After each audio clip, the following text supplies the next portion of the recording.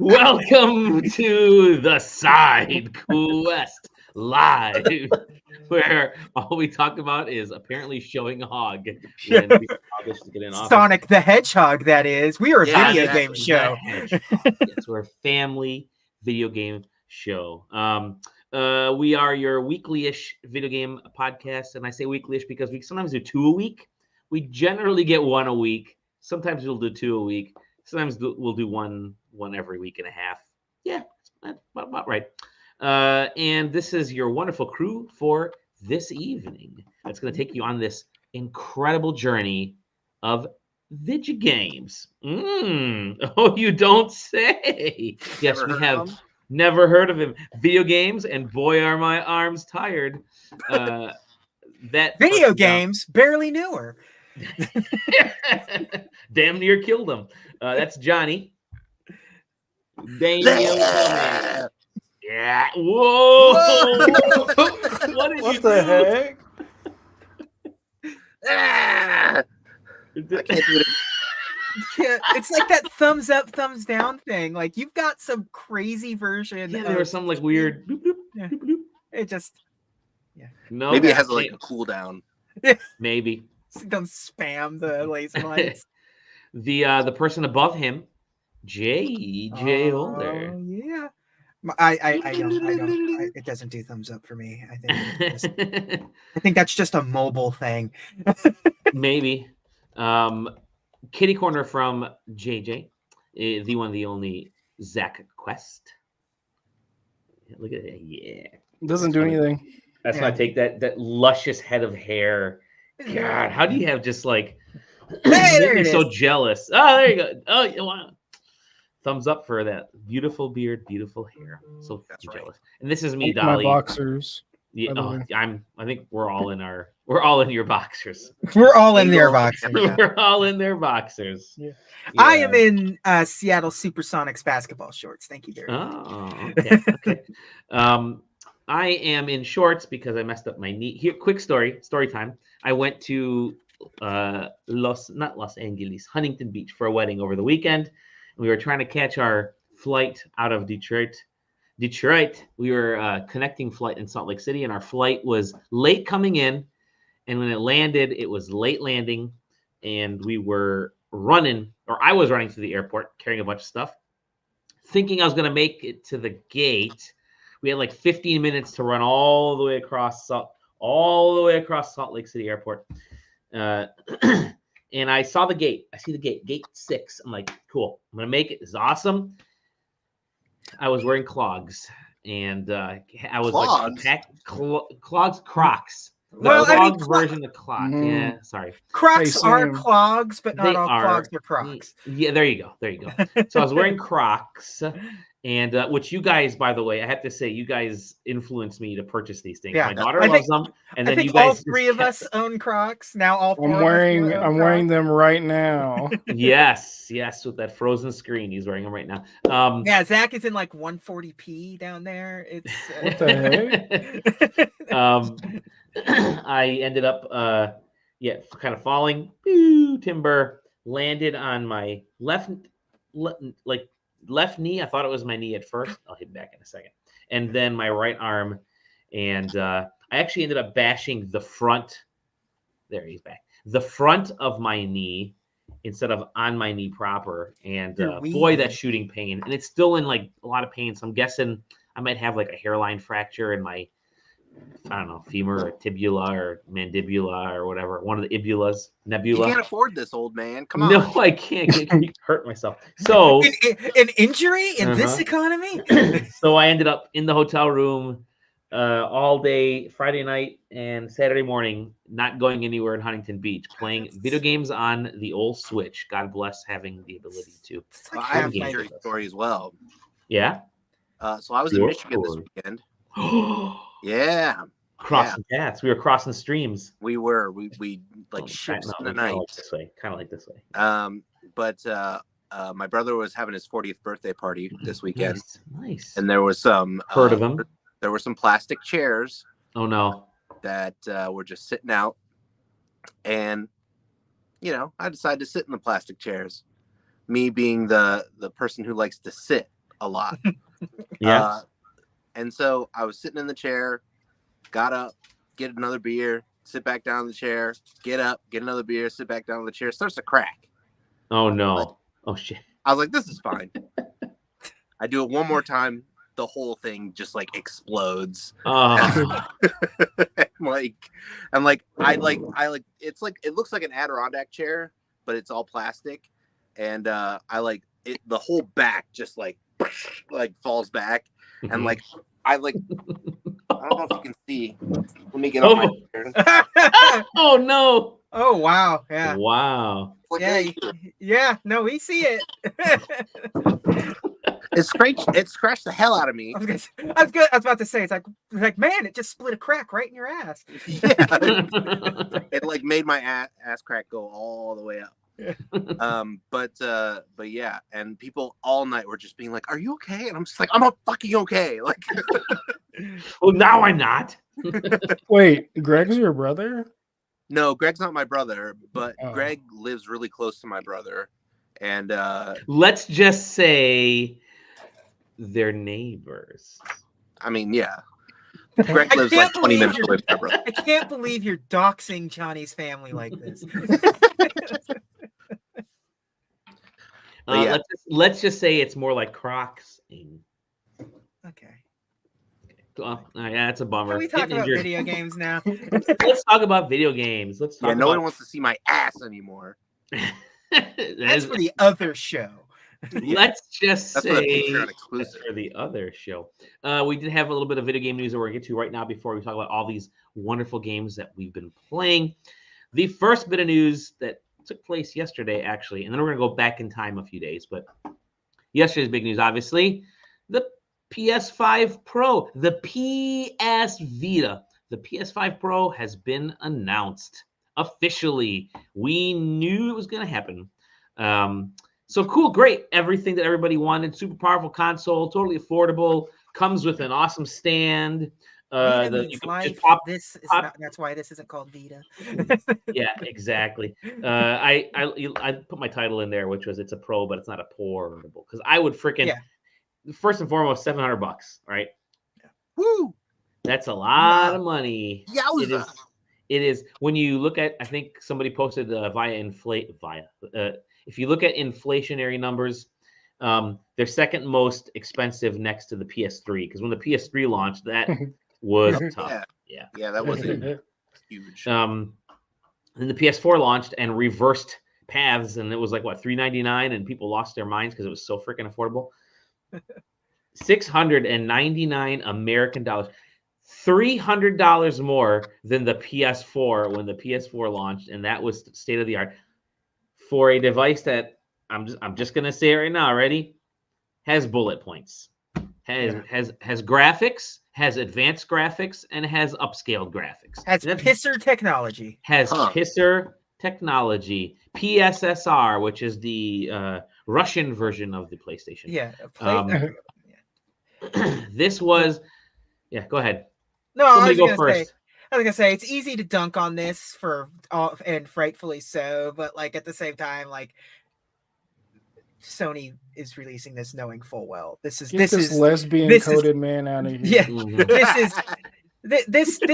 this exists for a very specific purpose, and it's not really to move units. Right? No, it's not. It will move units. It'll move the original PS5 because everybody that was waiting for the PS5 Pro is now thinking, you know what? I can. It doesn't look like it's that big of a difference, so I can finally buy the PS5 OG. Look at this we talked PS4 about game. Yeah. Whoa. It's so funny that half the shit that they show is just a PS4 game. It's Which so you funny. cannot put in the PS5 Pro unless you spend an extra $80 on a disc drive. Good luck finding that right now. They're jacking. The people bought those disc drives and they're throwing them back up on eBay for like $200. So yeah. Wow. Well, I mean, you can still download those games. Well, look at that But PS4 if you have game. if you have PS4 games on disc like I do, I still love physical media. What can I do? Well, the good news is that all those PS4 games are like in like the PlayStation Plus library. Essentially, thing. So like you're gonna pay. Here's your PS5. Give us $25 a month. Also, yeah, it's Whoa. like the visual differences between the PS5 and the PS4 were decent.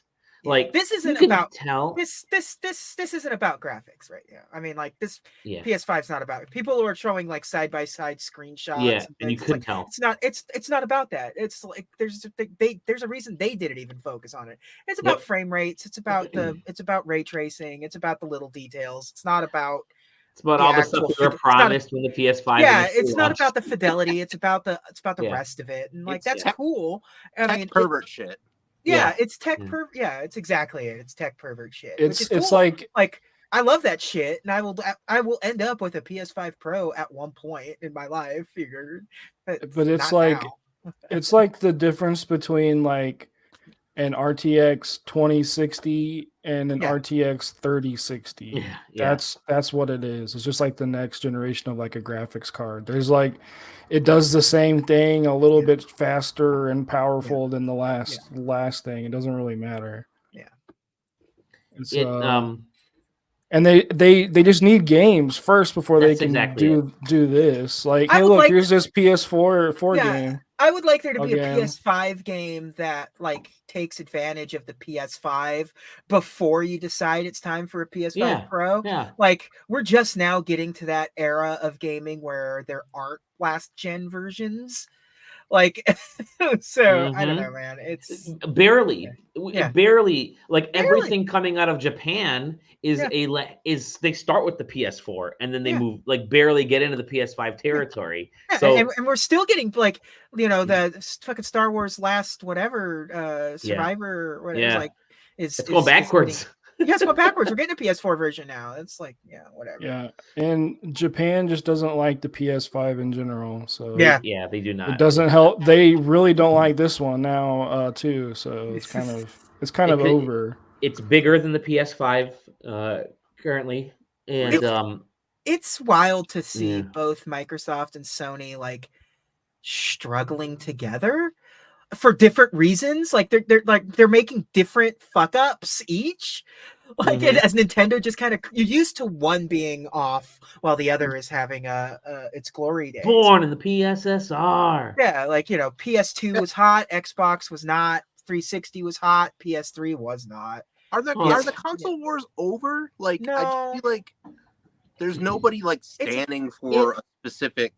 Yeah, there you is. say Have you that, seen, but go to any IGN post about a game where they talk about Xbox, and then see just a the PS4 game.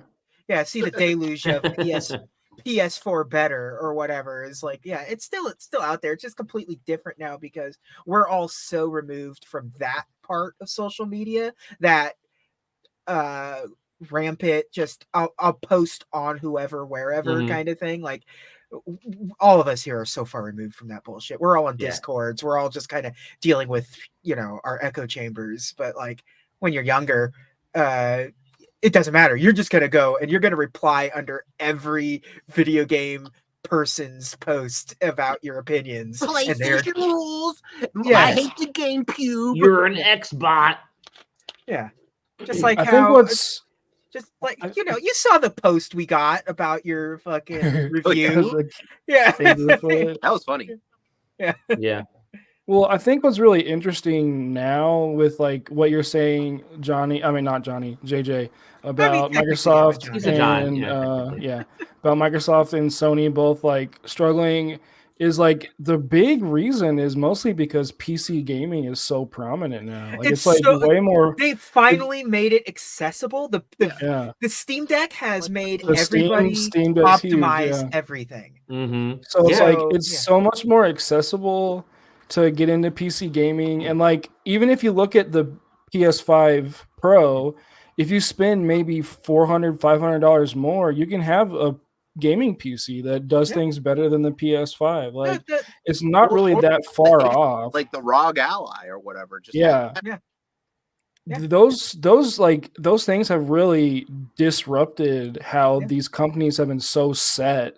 Which is why of- Nintendo gets to just sort of flourish because they're just kind of existing They in their just own. do I mean, their Nintendo own- kind of doing kicked their that whole own thing off, right? Nintendo Yeah. kicked it off with people realizing, with everybody, the industry realizing people still want mobile gaming, and PC gaming was still at arm's length because and we'll talk a little about this in some of the games we're playing later. I do not want to drop thousands of dollars to run a single PC game. The Steam Deck is fantastic, right? The Steam Deck is, like we're saying, I mean, which even is if you look so back, affordable. if you look now, like remember the Remedy went back and made it so Alan Wake can run on lower specs. Like months later they were like made it because I can run it pretty. Like I used to not be able to run that game well at anything I owned. But now I can. It runs perfectly fine on my laptop. I got it on my Ally, and it was running pretty decently. So yeah. The thing that's interesting, I think, about PCs though is like you buy it and you don't just have access to one game. You have access to thousands of games. So much utility. Like there's so much more into it than just buying an $800 console, really. Yeah. And being like, I can only play PS5 games on this. Yeah. And it's like, if you buy a computer, you can play any console game if you wanted to on it. I mean, essentially.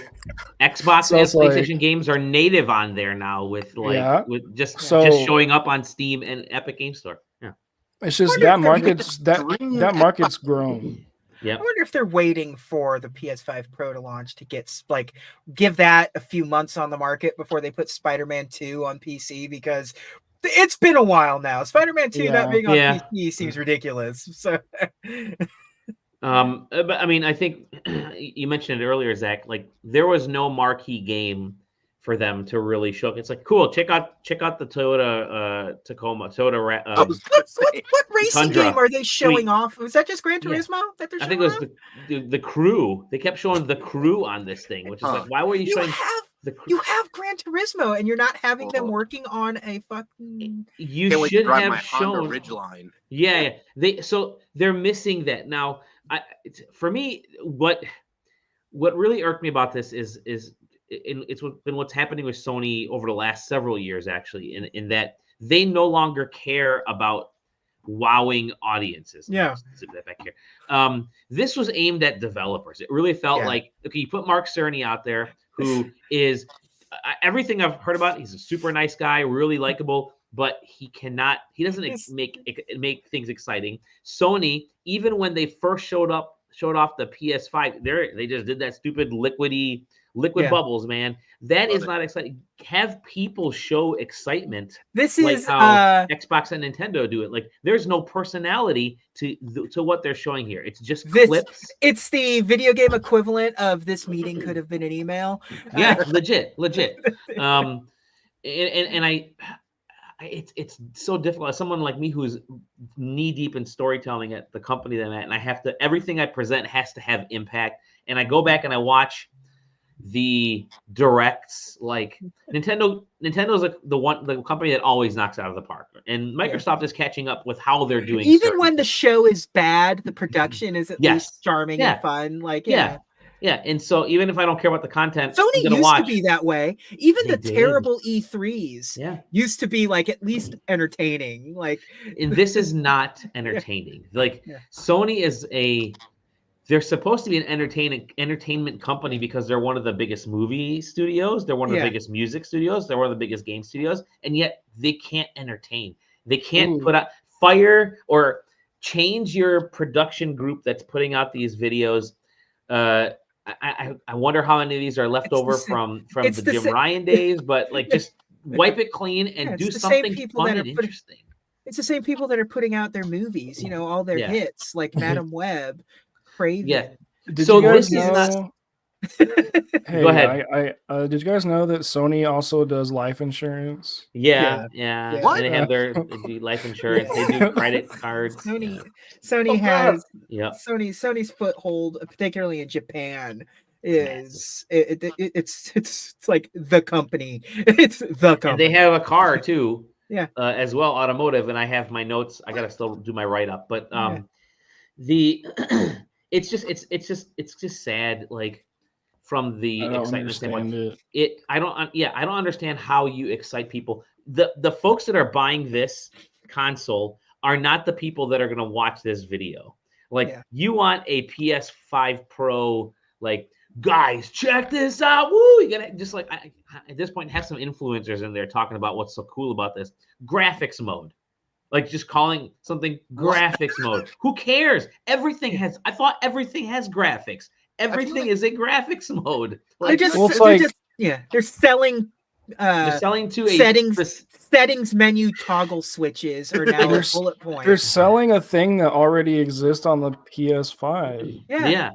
Like But it's like here's fidelity mode, and here's the performance PS4. mode. I feel like But now upsell you don't have at to Best Buy. sacrifice. Yeah, right. Was that Johnny? I said like I feel like this is just an upsell at Best Buy. Like Yeah. It This really is this is like in the early 2000s where they would just have like video screens above the video game things, like constantly running ads for video games. Like so they're not B-roll. offensive. It's just B-roll. This is there we go. This is the training video for the Best Buy employee of the bullet points they need to talk about.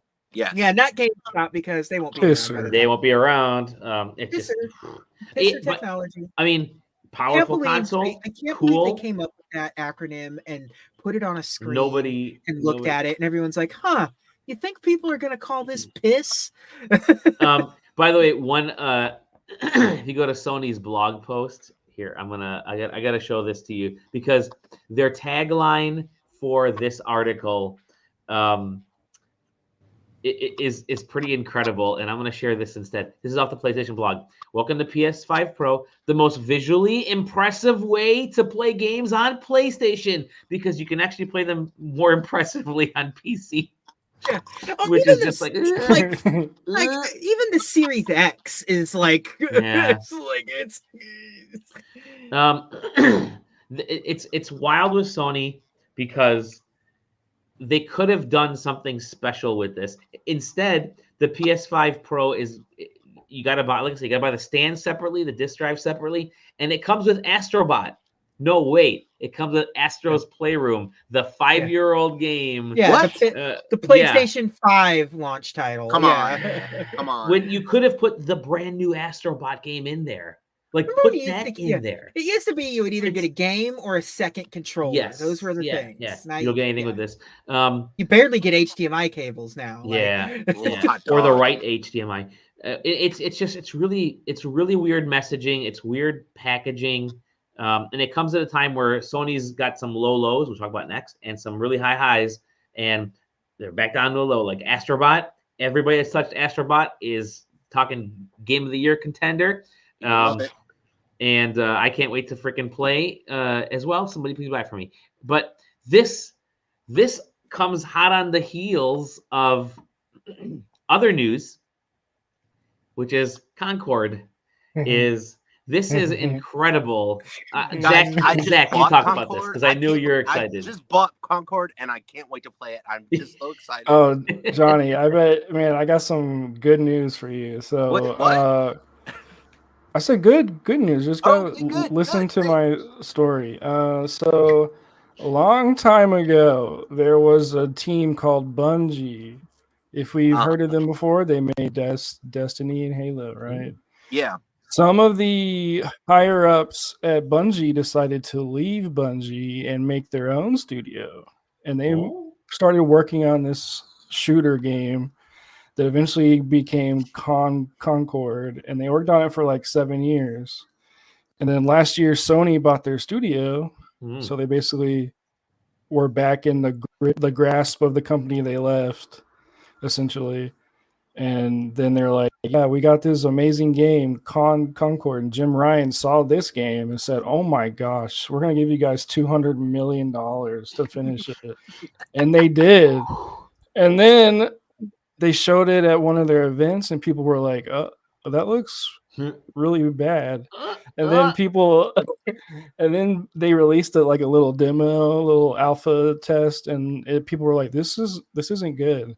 And it maxed out at like 2,500 players, I think, on Steam, which is now. Wait a minute, not total 2,500. Total. I thought you said this was good news.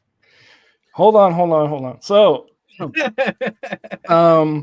2 weeks ago, the game comes out, and people were really not excited to play it because nobody bought it. Only like 25,000 people total bought it across PC and PlayStation. including me. Including you. On PC and And- PlayStation. Yeah, that's Yeah. right. I bought 2 copies. So to kind of describe what this game is it's a competitive shooter, maybe. Nobody really knows because it's also supposed to be a story game A too. narrative competitive A shooter. narrative Yeah. competitive shooter that like It sounds awesome. I can't wait to look it up.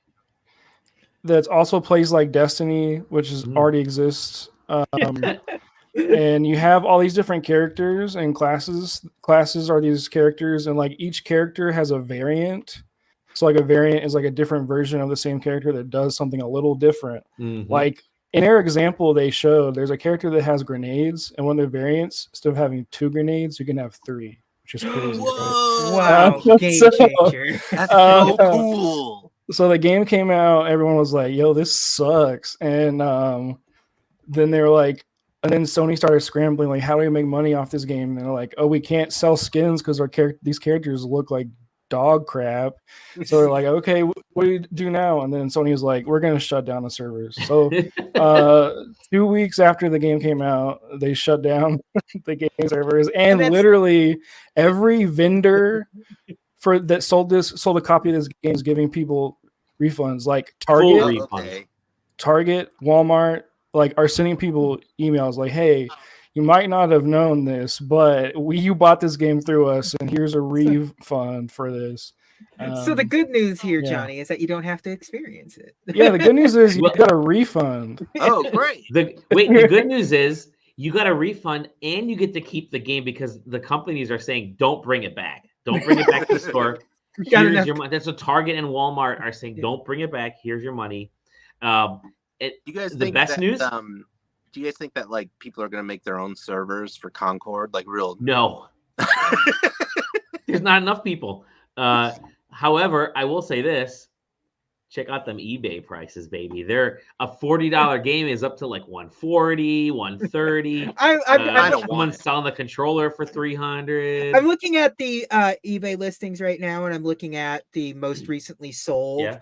and it's like $79, $60, Oh, they're dropping. $80. Okay. Well, they were never selling for that, really. I mean, even the ones that you show on here, like those some are of them recently sold. Those are recently sold, but several of them have lines through them saying they accepted an offer, which means they took $80 for Still, it. Still, if you literally can find this at a Target somewhere, buy it for $40. All you have to do is wait for a sell couple it immediately months. because in like 2 weeks it's going to be $30. Just wait a couple months. Go to a Five Below. Yes, if you have one of those, and they'll have a whole aisle full of this game.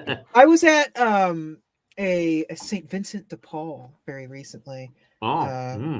Which is one of those for people that don't know, it's church run Salvation Army-esque store where it's just like it's a bunch of trash, you buy it. And they had literally a table or like a bookcase with like I would say 80 copies of the old PC game Tabula Rasa. Oh wow. Still sealed. Wow. They're like, this is very recently. Like that game went offline like 15 years ago. That's Richard Garfield, isn't it? Yeah, Richard. Yeah, Lord British. Lord British. Yeah. So my Five Below, they have a whole row of Elder Scrolls Online for the Xbox One. I see it every time I go there. Just a whole row of the base game, like the first one that launched forever ago. I love it. I have sitting on like my collection shelf. Years and years ago, PAX used to give you goodie bags when you came in, swag bags, and one of the swag bags, like the third one, the third PAX in the bag was a big box set of Lord of the Rings Online. Like, so I still have this like 3-disc set of Lord of the Rings Online. Like, still like cool. Just it's pretty cool. It's just it's goofy like. Seeing old games in weird places is always fun. That game is still alive and kicking, baby. Just like because it came out around the same time as like Final Fantasy 11, didn't it? Like it was like. Well, yeah, Concord. This game could have been a launch title alongside the PS5 Pro, and probably would have sold better. Like. You could have marketed it. It and would have said, had much more significant short-term sales. Exactly. Just like that. What was that? Like when the original PSVR launched, they had like that first-person shooter game that came out with the gun, where they had a gun, and everyone's like, "Yeah, we gotta buy this thing." It was and like sold. Farpoint or something like that. Yeah, and it something sold like that. stuff. I don't know, Yeah. if anybody who You can still find has those it. fucking. It was because it was like it was a pre-existing gun. Like that gun existed for PlayStation Move for the PlayStation 3. That they just I'm repackaged actually single-handedly convinced that Watch Dogs wouldn't have been a thing if it didn't launch with the PS4. Like Yeah, we maybe. wouldn't have seen any more entries Yeah. if it didn't launch alongside the PS4. Yeah. That's kind of scary. What the fuck were the PS4 launch titles? It was like Watch Dogs and Assassin's Creed. Yeah. Black Flag and and Resogun. Oh yeah, Resogun was sick. Resogun. Oh, and Need for Speed Rivals, which was like a really Yes. sick racing game, but incredibly hard. Well, let's move on because Johnny blacked out because he's going to be putting his kids to bed, so we're going to have to get to him to talk soon about. I said kids. Talk soon about Jackson review and stuff. his daughter. Yeah. And it's been a week. It's been a week of gaming. It's been more than a week. We've been doing we have a long list of reviews that we are. Oh, congratulations! When do you do? Exaggerate. Just like John's planes. It's actually my plane. We have a long list of all these review codes that came in. So we've been like, all right, who wants it? Who wants it? Who wants it? Who wants it? Who wants it? And then so we're all like passing codes around for the last like month. And so we've been reviewing a ton of games. And I want to get to those. I'm going to start when we'll wait for Johnny to come back, but I do want to start with Zach. Zach, you have been playing a game. Ooh. Yeah, so I'm gonna be really honest with this review and why I wanted to review it. It's not gonna make me look good, but I saw a post on Twitter that posted the female character in this game, and I was like, "Oh, wooga!" So I was like, "I want to play this game." Awooga. And that's when I was like, I want to play this game. And then I saw the review come through, and I was like, yeah, I've seen that. I know who's in this game. I want to play it. And yeah, I played it. It's actually really fun.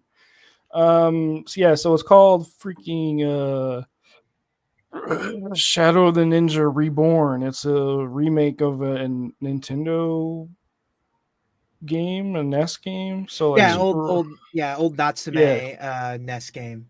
Yeah, it's and it's really I've never played this studio's like other games before, but it's really cool how they just kind of stick with like what an older game is. Like it's like just super hard and really cheap, and you're gonna die a lot and be mad.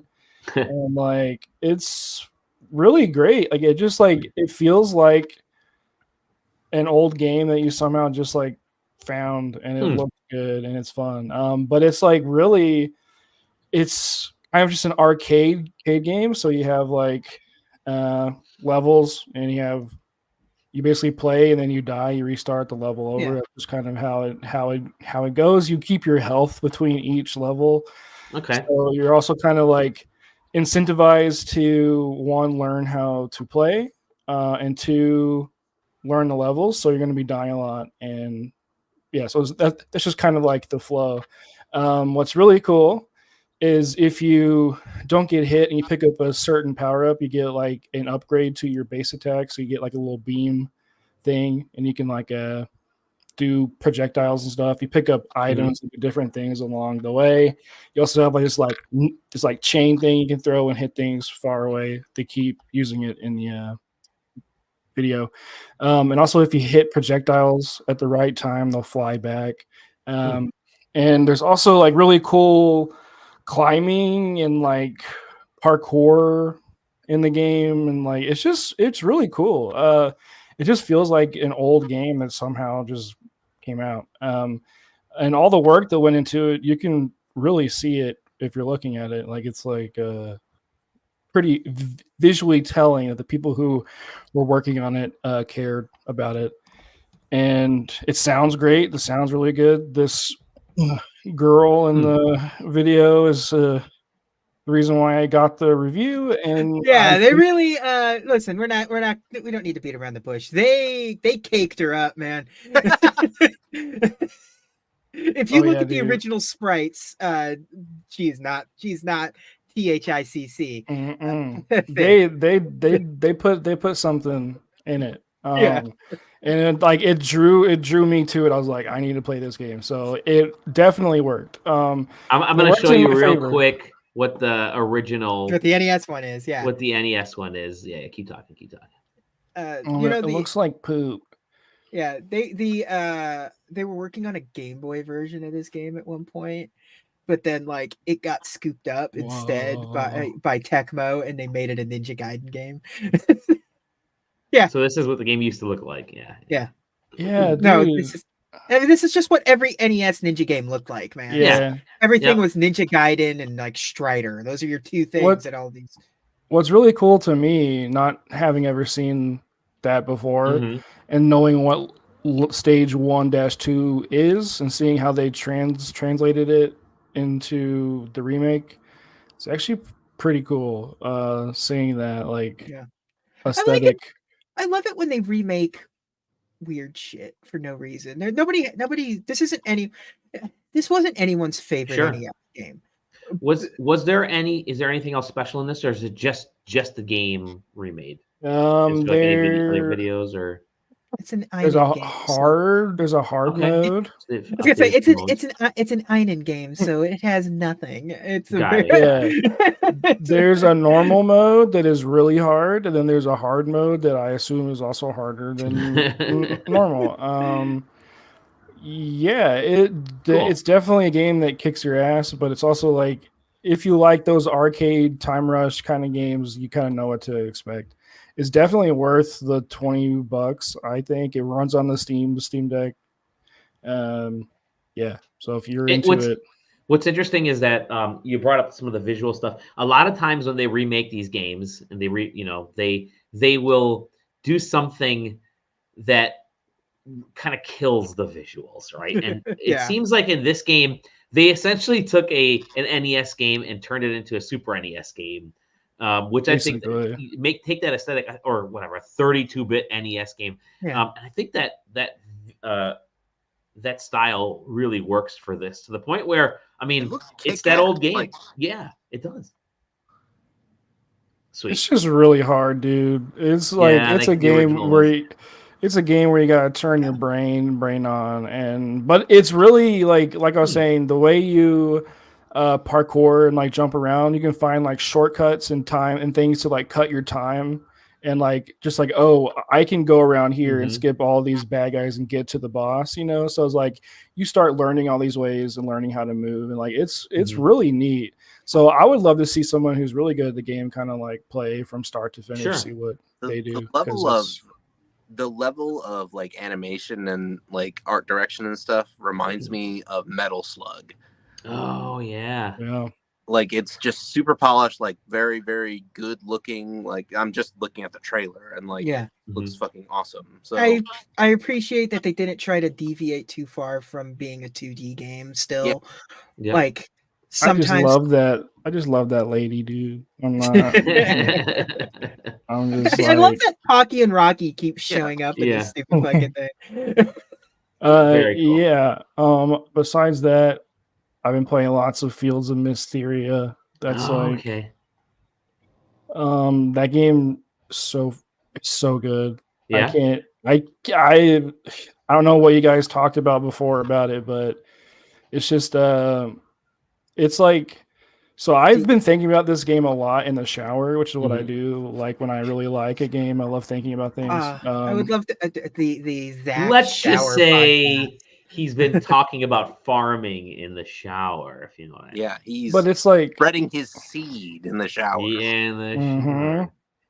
But it's like one of these. It's like a game that I can tell is made by a person who's really played a lot of these types of games. And in its base form, it has so much stuff that like Stardew Valley has added due to like mods. Like there's so much stuff that Stardew doesn't have in its base form that this game has. And you can tell it's like the people making this game are like, I know what people playing these types of games want.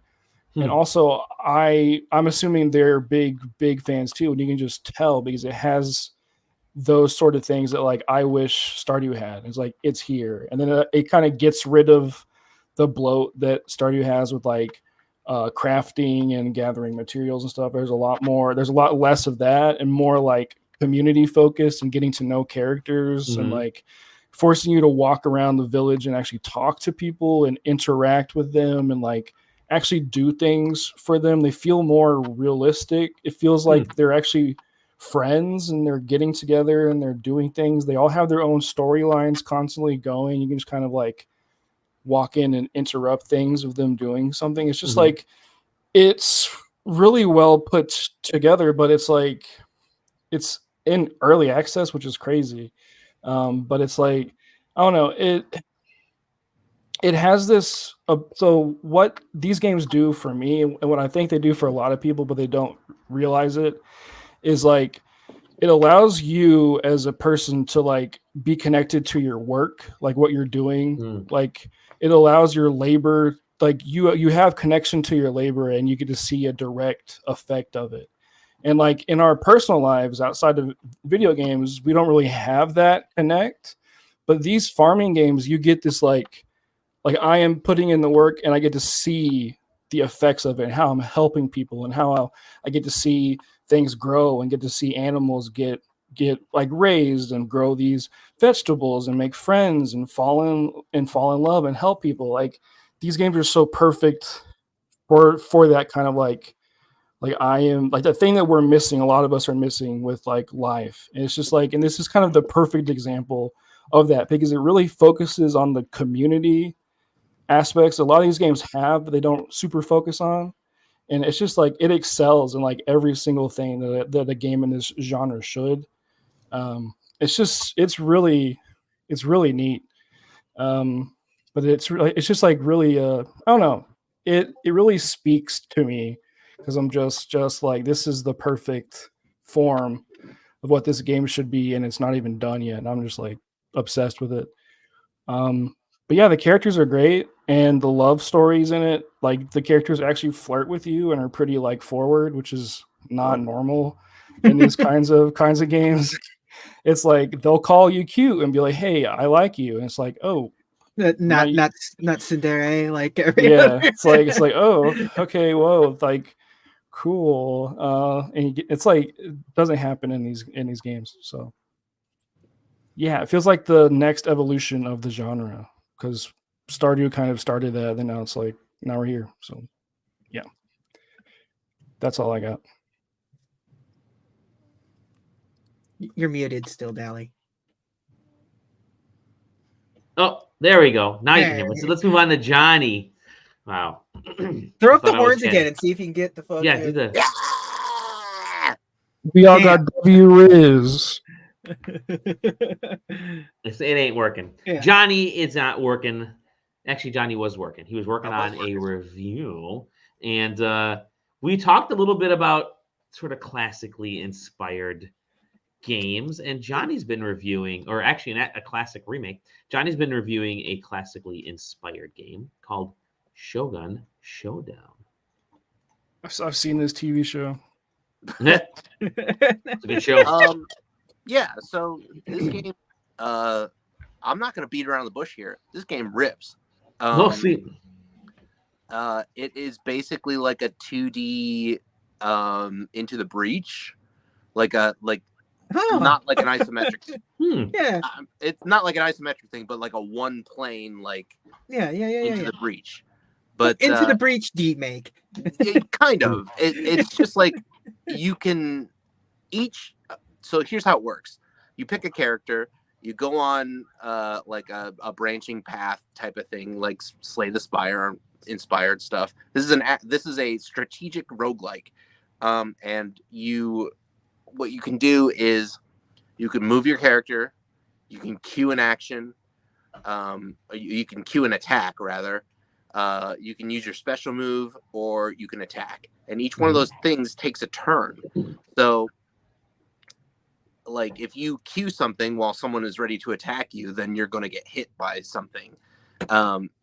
So you have to like plan ahead and know these enemies and what they're going to do before you like even do anything. So like it feels like the tiniest action like has serious consequences in this game. And the further you go down the path, like the more complex your enemies get, the more health they have, the more stuff like that. And also, so you can see at the bottom of the screen there, though you get like 4 or 5 attacks per run. So you have to sort of like build your character in such a way that like you can dispatch enemies more quickly. Like there's this one tile, they're called tiles. There's this one tile that's like a bear trap, and you throw that bear trap down, and that does like 3 damage. And then you also have like a hook shot like that just showed there, and you can pull people towards you, and then the bear trap like gets them as you pull them towards you. So there's lots of like cool stuff that you can like combo, and it just feels really satisfying. It's very good, very well polished. It has that sort of Moorish type of gameplay that's just like just one more run and I can like get to the end. Maybe one more run and I'll get like something cool, or like it hits all the right notes for one of these types of games where you just do runs and unlock stuff, do more runs, unlock more stuff, then do challenges, and then like unlock more characters which have different quirks about them. It's great. It's the perfect thing for someone like me who's obsessed with these not action roguelikes, but just roguelikes. It looks really cool. Yeah, it does. I mean, it's surprising because I hadn't even heard about this game until we get the request for review. I'm like, oh, okay, well, let me see if anybody wants to check this out. So I watched the trailer and I'm like, this looks kind of interesting, actually. Look, a deeper role-playing game, or a deeper roguelike.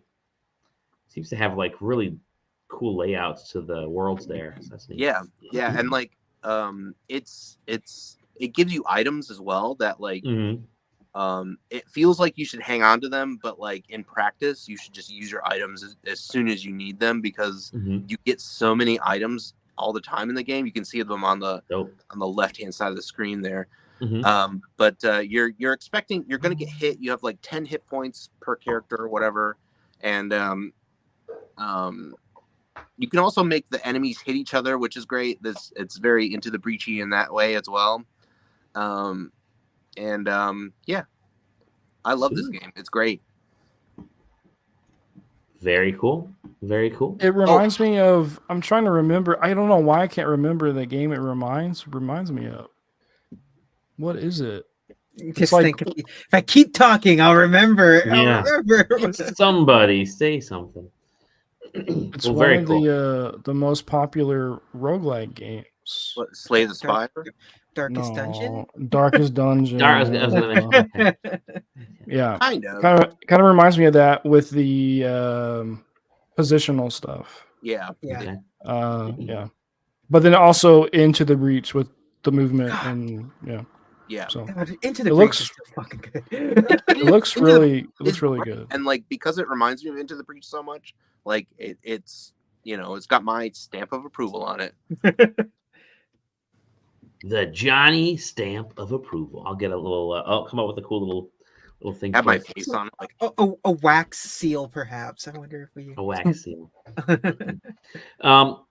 So I've been playing a couple games for review, or a couple products for review. Actually, one is a game and one is a game-ish thing. The first game I'm going to talk about. So I'm going to talk about a game that's also a roguelike, which is what we just spoke about in another review. And I hadn't been much of a roguelike person until really recently, because roguelikes end up being like really easy to sort of get yourself lost in, because you can just kind of keep doing this. It's really keep bashing your head against a wall until you break through the wall.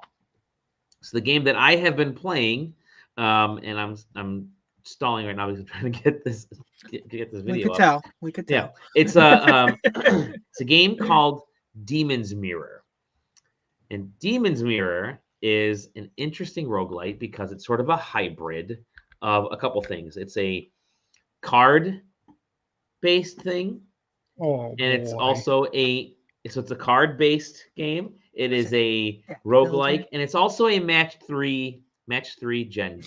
Okay. Yeah. Ah, I'm Match in. three. Match Uh-oh. three. You say. Match I'm in. three, you say. Okay. The match three aspect of this, and I'll kind of talk about that in a second here. You get cards, right? You can kind of build up a deck, and just like every other roguelite, you got an overworld. You're kind of This going from screen line is to line. chaos. Holy shit! I It know is. what's going on. It's funny because it looks like chaos, but it's actually really freaking easy to understand. Okay, so you have a deck of cards, right? And these cards, you can either do some light attacks to them, or you can like build up your shields. It's like a few different things you can do with the cards, but you can also do a lot with the match three side. So there, you kind of see the counter at the bottom of the match three area. It says like 2 or 3, and that tells you how many of those sort of gem points or the magic points, activity points that it takes to do something through there, through the match three part. And then you also have the cards, which have a certain number. Some are 0, some are 1, some are 2. So they both feed from sort of the same pot. And you build up the pot, it refreshes every round, and depending on other things you could do. What you say? Yes. Mm.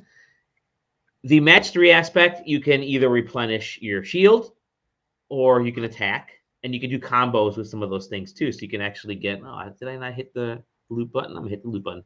So you can replenish your shields, or you can attack, or you can build up. So they're like the green sparkly things that you see there are sort of almost like magic points in a way. You build up a certain amount of those things. You can do certain stuff. And then the actual diamond-shaped things, if you get enough of those, you unleash a special attack. And each of the characters you get has a special attack. Maybe it's vice versa, whatever. Puzzle quest out the ass. Yes. Got it. So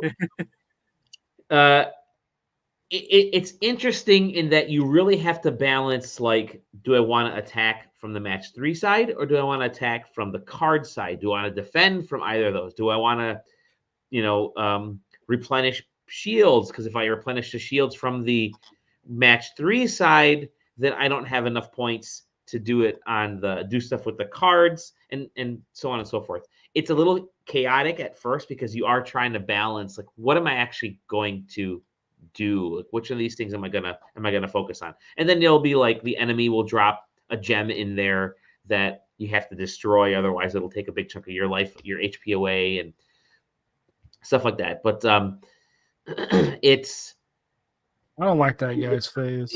yeah. So you can go to towns, you can open up chests, and yada yada yada. And the first couple runs that you make in this game, it's like really kind of drawn out tutorials to understand what's going on. There are moments of this game where I was having a blast. I was really enjoying myself because it's really novel in mixing cards and mixing gems. The part that I don't really love about it is that it doesn't necessarily succeed well in either. Like, it's not pushing, like, it's not doing anything special with the gems, and it's not doing anything special with the cards. It's literally just using cards and gems. It's kind of what it feels like. So you can play this whole game just doing the gem stuff or just doing the card stuff. When I first started playing, I was just using the cards because the gems just weren't doing anything special for me. So I made it through almost my very first run with just using cards. when I got to my second and third and fourth runs, I switched to mostly gems for the attacks, and I got rid of all my weaker cards and kind of built up, decks of these more powerful cards. It could be a lot more fun than it is. I think it's lacking in really kind of pushing one thing or the other. It's almost like it's too down the middle on these things, and it's not doing either of them specifically well enough. Now, again, I enjoyed it, but I can't see myself going back to something like this because it is like too 50-50 for what it's trying to do. I don't know. Is that might be a way to kind of best describe the balance of the gems. It's the personification of jack of all trades, master of none. Like, yeah, it is. It really is. Yeah. To me, it looks like just Slay the Spire with like puzzle like extra steps. Yeah, just like a thing off to the side. Like, yeah. And again, to me, if the devs are watching this, I apologize, but this reminds me of Wizard 101. If anyone's played the game, they would know what I'm saying, but this is what it reminds me of. The match 3 thing, I mean, it's not match 3. It reminds me of Grindstone. I don't know if you've ever played that. Oh, yeah. Okay, I get it.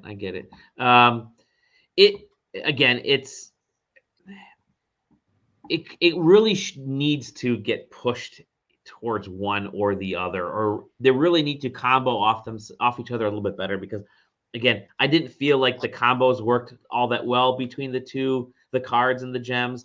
You can use the cards and destroy chunks of gems, or you can use the cards to increase the combos multipliers of the gems and things like that. But it seems like an example of like there is the idea here is solid. The idea is solid. Of combining those two genres together, but I think it's also a sign of just how hard video game development can really be. Yeah. Because like this is a great idea, and maybe you weren't the team to flesh out exactly what those ideas need to be. Mm-hmm. Like I feel like maybe if you had some more time under your belt, you might be able to figure out exactly how these two mechanics interact with each other instead of just being sort of two different play styles. I'd like to see them execution. Yeah. So exactly. It's just two different play styles of the same execution. That's a great way to put it. You can do either or and play this, but I really want this to be something. I would have loved this to be something where it's integral to use you have to use the cards and the gems in specific ways to activate gems, to activate cards, and so on. But you never really get to that. Even 7, 8, 9 runs in, when I kept going through this, I'm just thinking, man, is this going to change? It's not changing. It's not changing enough. I mean, again, the cards are cool. That aspect I like. The gem aspect I like. Doesn't kind of push either way. I think there are people that are really going to like this, and it's going to be up their alley, and that's totally cool. I would have liked it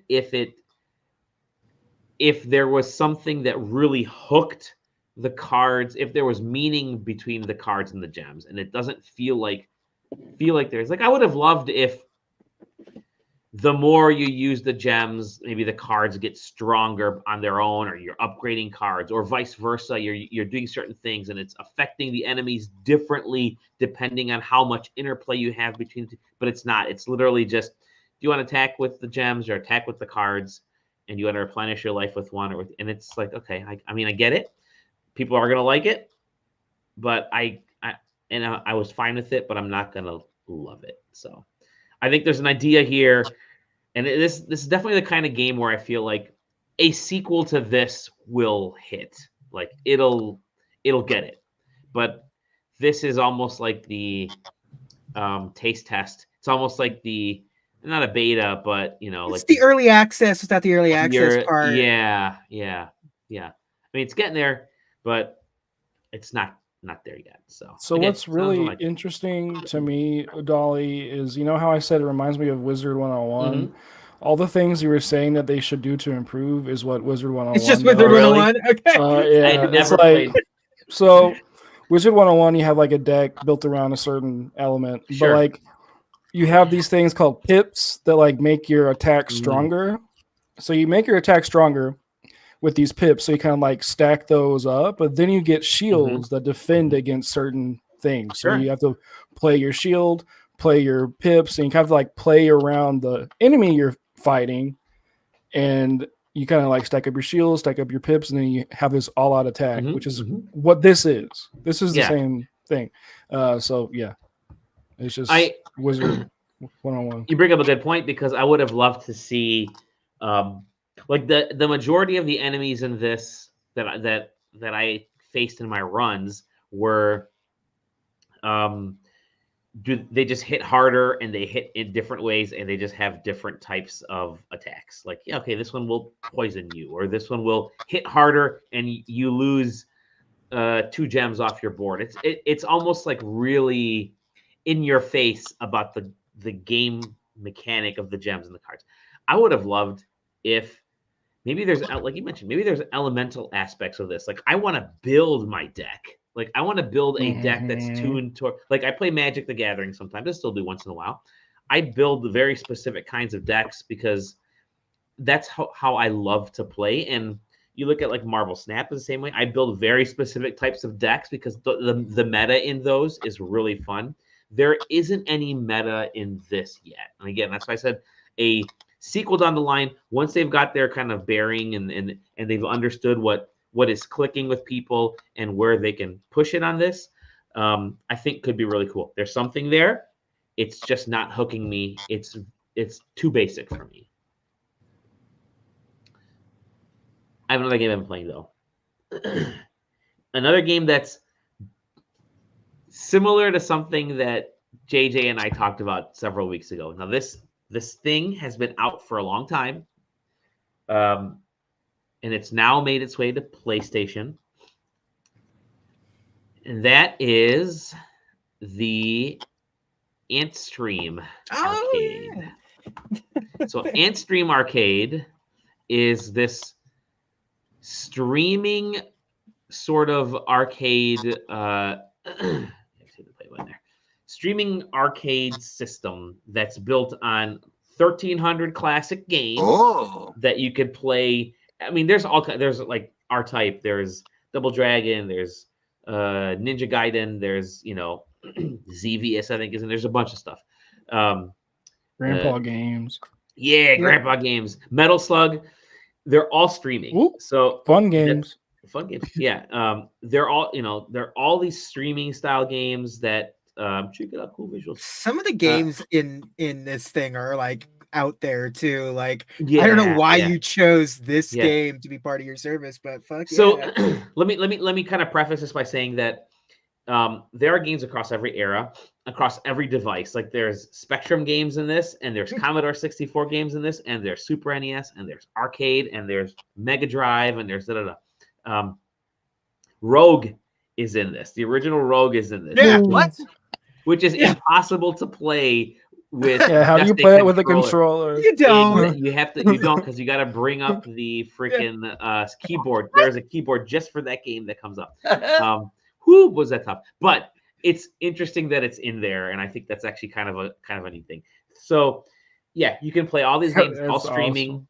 It's all streaming. The only bad part about the streaming side is that it's really dependent on your network and their network, because my network has been ripping at home, and there were at least 2 or 3 times where their back end, again, I'm playing on PlayStation 5, their back end crashed out, and it just hung up on me. Now, essentially, Dally, do you think you need a PlayStation 5 Pro for this, or? Yeah, exactly. Maybe that's what I was thinking. Graphics more graphic-y. Need to take advantage of that pisser. Right.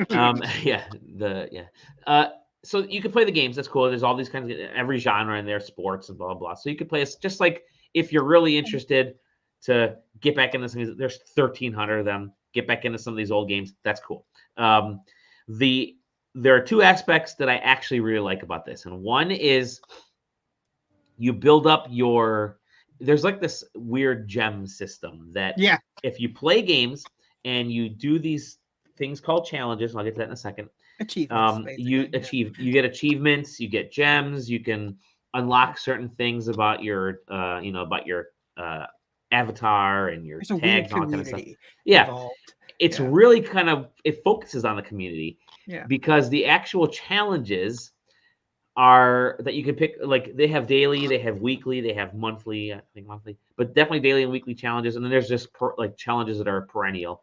Yeah. But the challenges are a lot like the Nintendo World Championships NES edition It's a thing lot that of weird we've been speed talking about. runny-ish kind of A things. lot of speed running stuff. There's like, can you how far can you get on one life in R type? How Yeah. far can you get in one life on R type only with the shield and not with a weapon? How far can you defeat this boss in Double Dragon without getting hit? Can you defeat them without using punches? It's a lot of those types of challenges, and you get points and you add up, and it keeps track of those points and stuff. And the nice thing about it is that and I have to check. Actually, maybe it's not. I don't know if this keeps. If this is like, well, it's cross-buy, but I don't know if it keeps your account across different. Play on the PC and play on the PlayStation. I don't know if that's true yet. I'd say But just this yeah. was a freebie on the EGS store. Yes, like yeah. 2 years But ago. it's fun from that challenge standpoint because it got me playing like Pac-Man for no reason. It got me playing Burger Time for no reason. It got me playing like, I sucked at Double Dragon because I wasn't used to it because it's the arcade Double Dragon and not the NES one. Yeah, the real Double Dragon. It's the real Double Dragon, but which is the NES one. Hello, but no, it's fun to go back into these games. I have an appreciation for Metal Slug now from playing this. I have an appreciation. There's like 50 different fighting games on this, and like 90% of them are Fatal Fury somehow, and then there's like 3 others that I had never heard of before in my entire life. But World it's a really Fighters, neat idea. Yeah. It's a really neat idea to have these challenges, and it's what I loved about the NES World Championship thing that we played on Switch. Yeah. But this kind of keeps going. This has challenges across everything, and it has your regular levels will continue to go up, and I think that's actually kind of fun. And the whole community aspect is cool because if enough people get to certain levels, then you start to kind of activate other aspects of the challenges that are in there. So that's really interesting from that standpoint. And plus, the games all actually look really the good. emulation that they're running The is emulation is pretty good. So you have solid. to keep in mind this hasn't come up yet, but this is pay to play. Yes. So I was going to get that point. It's pay to play. Pardon? Yes, there you pay monthly or yearly or whatever. They gave us, this is it was a review code, so I think we have a 1-year membership. On the EGS version that I played, I don't know if it's changed. I haven't played it in a while, but it used to just be like you can earn in-game currency, or you can just buy in-game currency, and that works to just play that until you deplete it. So the in-game currency that you get are those gems, and you get let's say you have like 1,000 gems. Well, some challenges take 10 gems to play. Cool, no big deal, because you can actually earn them if you get like different medals, like if you get a bronze medal, if you get achievements. Some games take 50. If you're doing a community thing, it might take up to 70 or 80. So having 1,000 gems seems like a lot, but then that can be whittled away really quick. And I went from 1,000 to like 600 in a matter of like 2 hours because I just kept playing and going back and playing some of these games, and I suck. Part of it is me sucking as well. It's such a weird bullet point. Yeah. All PS4 is PS5 cross-buy. Exactly. But it's now on PlayStation. It functions really well. Again, it's just the network aspect does slow things down, because when if you fail a challenge, you have to wait for the whole game aspect to reload, to ask you if you want to go back into a challenge, to confirm the challenge, and then start back up. Whereas stuff that's native on a console will be really quick. They'll be zippy and quick. All this is streamed, and that's, I think, what the issue is. I think the thing that's cool about this, the thing that's cool about this that I like is that this is like the only thing of its kind in any sort of like legal upfront way. Yeah. Where you just have a bunch of old games in one place.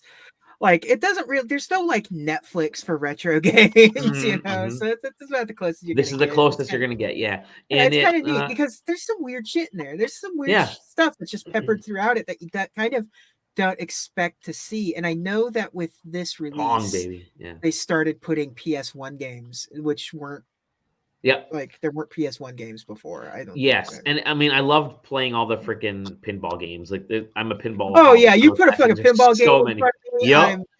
Yep. So it's cool. And again, it's great that there's a community aspect. Unfortunately, the community aspect isn't tied to your Sony account. It's tied to the Antstream account, which means I have nobody playing this for me to compare and play with, but on PlayStation. But it's really novel. I will say this: I don't know what the costs are. I'm kind of leaving the costs out of this right now in this discussion. It's very cool. It's a great idea. It's bare bones ish, and the only reason I say it's bare bones ish is it's very much like Netflix in that it's just the games. Yeah, there's no director's commentary. There's here, no my director's friends. commentary. There's no like booklets or anything like that. It's really you're just playing each of these games. The challenges are really cool. I think that's actually a fun thing. The UI is okay, but I think I say it's okay because again, it's streaming everything. You'll notice that they do not show it in this at exactly. all. They're just showing games. Yeah, it is cool though to kind of get back into some of these old games and play. Like they'll show you the Commodore 64 version or the VX Spectrum version or the Atari 78 version. You can choose from any one of those that you want, which is a very cool little thing to do. So interesting, fun. If you're into retro gaming, I think this is something that is actually you may want to play because they're emulated really extremely well. Visuals are great.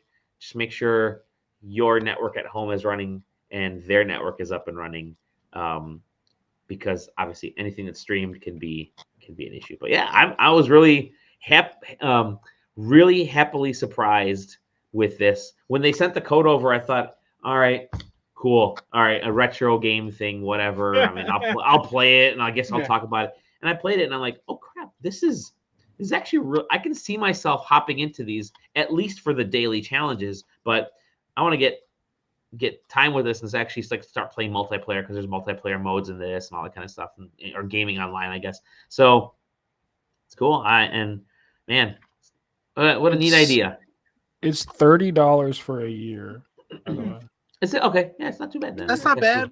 It's not bad at all to get all these games and get them streamed. And do you know what else needs games? The PlayStation 5. Yeah, there you go. So there you go. You just got 1,300 of them with this thing. Antstream Arcade.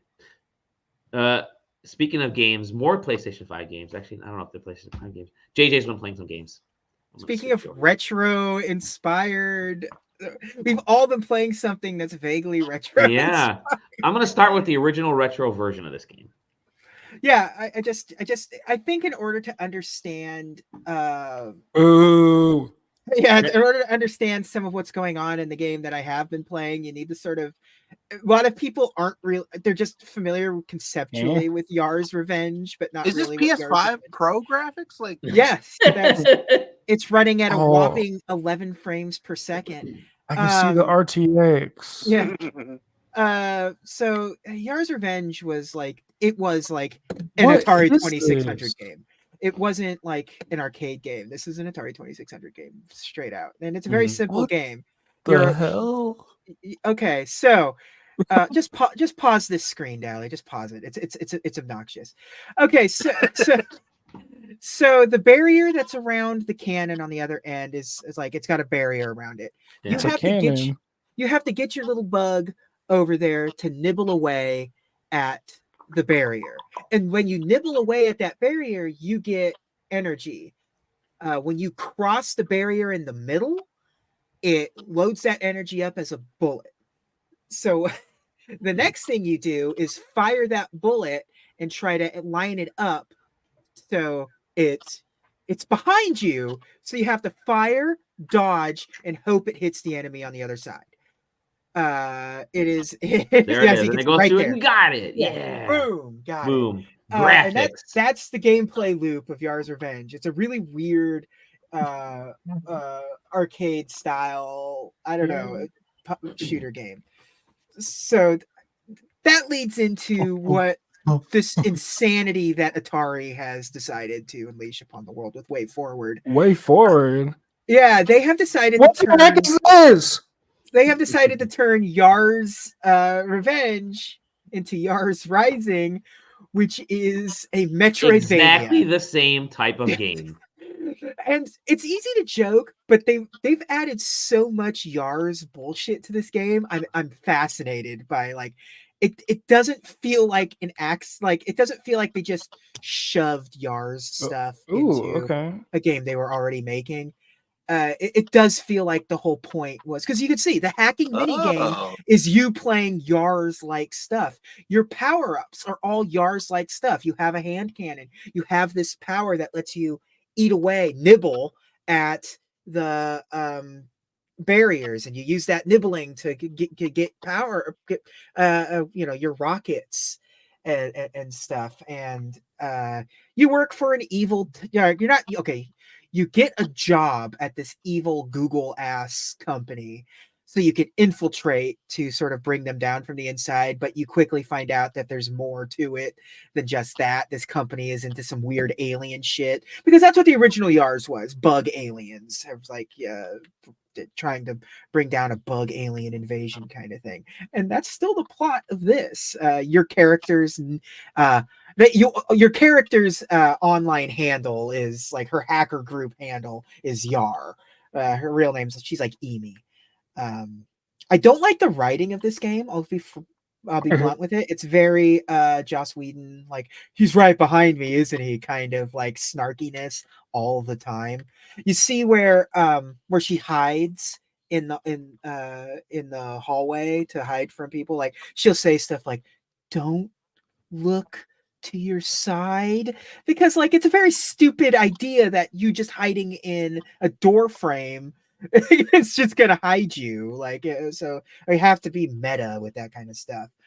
But the game itself is a really solid Metroidvania. It's got a good sort of like, okay, you use your nibble technology to get the barrier off of this guy, and then you have to hack. Like the first boss fight really shows a lot of the stuff in it too, where it's like, yeah, it has a barrier. You use the nibble technique to beat the barrier, and then you shoot it a bunch of times and the barrier's down. And once you get it to the end, you have to hack a console, and you'd have to play like several different variations of Yars Revenge. Like the hacking mini games are Yars Revenge, but like remixed. Like sometimes they'll just throw Centipede into it or whatever, or stuff like that. It's not reinventing the wheel. It's not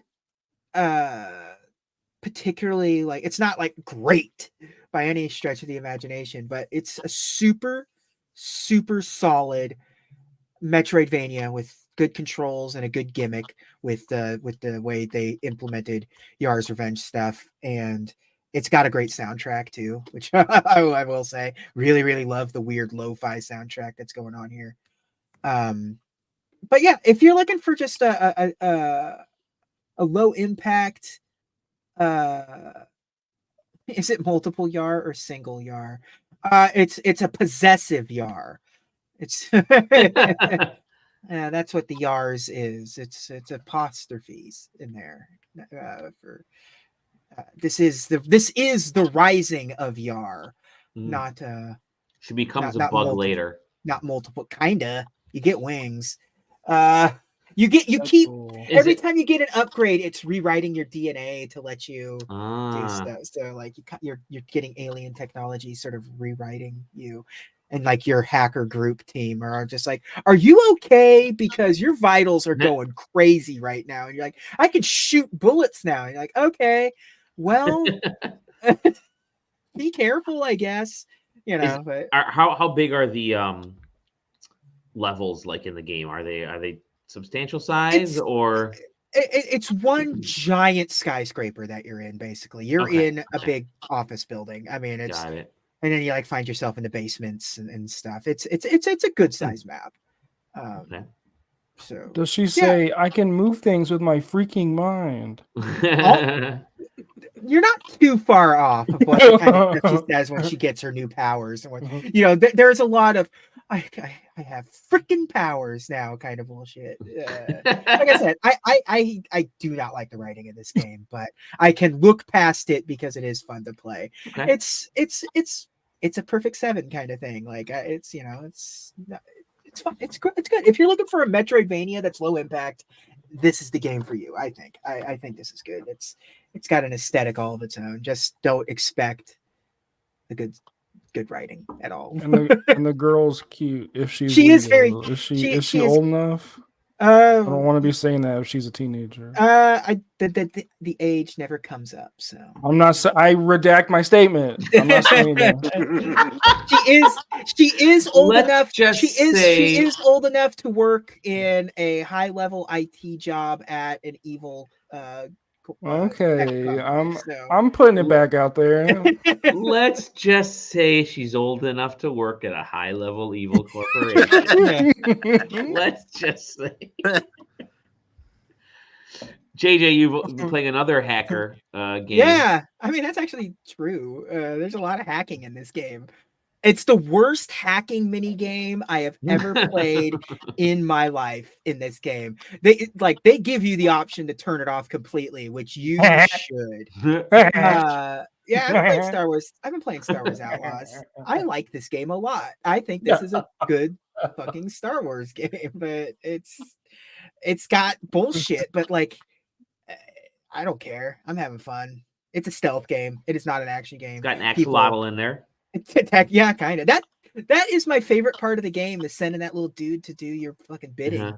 You can send him out to collect trash for you. You can have him rob people. You can have him attack people, pull switches. So it's great. Yeah. I don't know. It's just it's a Star Wars third person action stealth game, and it's open world. It's fine. It's good. I like it. I like it a lot. Honestly, I can see why I can see where people don't like it. There's definitely, but like, there's never been a great Star Wars game. Let's be honest here. Like the Star Wars Jedi games are about the closest, and like the original Battlefront games are like the closest to greatness that Star Wars ever has. I think in terms of just like fully. What about KOTOR? What about KOTOR? Those games are really, really good. They're not Star Wars games. They just happen to be Star Wars games. Let's just say, yeah. This is just like this feels like a Star Wars game. Like that's the thing. It's like, as much as I love KOTOR, it's like if it weren't for the lore, it wouldn't necessarily be a Star. It doesn't feel like you're playing Star Wars. It sure does to me. Of course it does. Yeah, to a plebe. Yeah. To a plebe. Yeah, but so like, my take on this game was I wanted to play it, and then I saw how the scaling was, like how everything looks so weird compared to like the movie. I'm like, I don't want to play this. They're definitely basing everything off of Ralph McQuarrie's art as opposed to actual like Star Wars. There's a lot of like times where you like enter a vista and it looks exactly like something Ralph McQuarrie would have drawn for concept art for Star Wars. It's definitely the inspiration was more that than actual real tangible Star Wars stuff. Interesting. And it leans heavy into the 70s vibe. Sounds like an excuse from a shill to me. The hacking minigame that I talked about earlier, you have like a hacking device, and it is, you walk up to this like a socket and you put this fucking sonic screwdriver into the door, and it's a rhythm game. You activate it, and then there's like a boop boop boop kind of thing, and you have to like time it so you hit like these fucking beeps. And while also you have head movement because you have to look around because it's a stealth game too. So you have to make sure that nobody's watching you while doing this. So that's why it's also rhythm. So you can do it without looking directly at it and doing stuff. And it is the worst. You can turn it off and it is lovely. Just plug in your thing, you push a button to activate it, push it again to unlock, hacking minigame over. The stealth is very, very, very unforgiving. There's a lot of sections where it is you get caught, game over. There's no there's no Hitman style fight your way out of it. It is nope, you've been arrested. So It's the Mary Jane Watson Yes. parts Yeah, from yeah. Spider-Man, and they but a even video game. Ew. even they've acknowledged that the opening stuff is a little too hard, which it really is. The opening stealth stuff and the tutorial stuff is extremely difficult and unforgiving. That they gave a very specific. It was so funny because they said expect to update in 10 days. That's a very specific number to throw out for a patch to ease up some of the stuff. But the open world stuff's fun. I like wandering around. It has GTA style stuff where you have a wanted meter. If you get up in the Empire's shit, they'll hunt you down and chase you on your speeder bikes and stuff. And it has different factions. There's different gangs. Like the Huts and the Black Suns and Red Suns, all that stuff. And you are doing missions for them to gain or lose favor with them and stuff. So if you enter their territory, they'll fire on sight. If you're if you're in poor deals with them. There's a lot of cool ideas that they don't all come together, but this is a game that is perfectly middle of the ground, but I'm enjoying it. It's Empire Shadows of the Empire 2024 for me. In all honesty, it's all it is. It's it's a fine game that is playing in sort of an untapped Star Wars sandbox. There's no Star Wars game like this. Yeah, we never got that. Was it that 313 or whatever that was going to be? Yeah, 1313. 1313. 313 Detroit. Yeah, there's very few just straight up third person action Star Wars games that let you just sort of exist in the world. You got The Force Unleashed, which was that's a good Star Wars action game, but it's just average. KOTOR's an RPG. Everything else is see you, Johnny. We knew he was coming. Yeah. That was just funny. Wow. Yeah. Just hanging there. Yeah. But yeah, it's going to be, if you're gonna like it, you're gonna like it. If you're not, you're really not.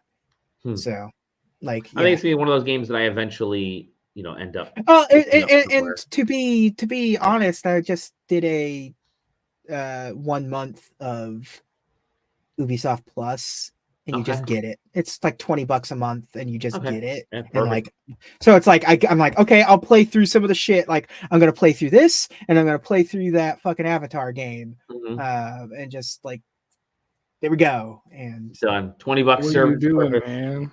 Yeah. Play Astrobot. Play something good. Well, Astrobot wasn't out yet when I was playing Star Wars Outlaws, so also it doesn't run well on at least my Ally. I didn't bother trying to get it running on the Steam Deck because it's going through Uplay, and Uplay is a nightmare to get up and going on the Steam Deck. Just didn't care. With that, we're gonna call it time of death. Hour and a half. Is an hour and a half, hour 28 minutes. Once again, thank you to our wonderful listeners and viewers. Thank you for finding us at SideQuesting.com, SideQuesting TV on YouTube and Twitch. Find us in the Discord there. That's where these lovely dudes and the guy that was here as well like to hang out. And it's always fun conversations, and I'm always learning fun stuff. And a lot of good toilet humor will pop in once in a while. With that, Zach, thank you, my friend. Can find you at OKQuest in certain areas. JJ at @the_double_J in certain areas. Johnny is at Be Gentle I'm Stupid over on Insta, and the letter B Gentle I'm Stupid on Twitter or whatever it is now. You can find me at Dolly Demosky. Find us at SideQuesting.com. We'll see you on the next episode of the SideQuest. Didn't like that one.